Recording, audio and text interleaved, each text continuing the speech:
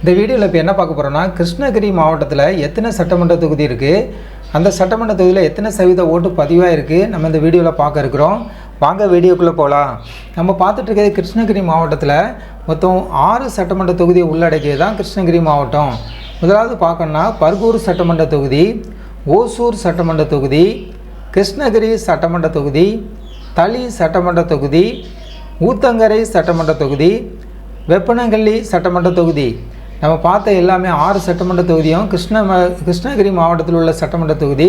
இப்போ கிருஷ்ணகிரி மாவட்ட அளவில் எத்தனை சதவீத ஓட்டு பதிவாயிருக்குன்னா 85.31% ஓட்டு பதிவாயிருக்கு.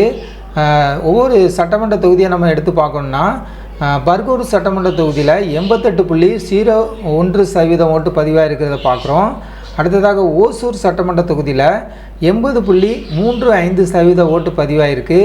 அடுத்தால கிருஷ்ணகிரி சட்டமன்ற தொகுதியில் 84.85% ஓட்டு பதிவாயிருக்கிறத பார்க்குறோம்.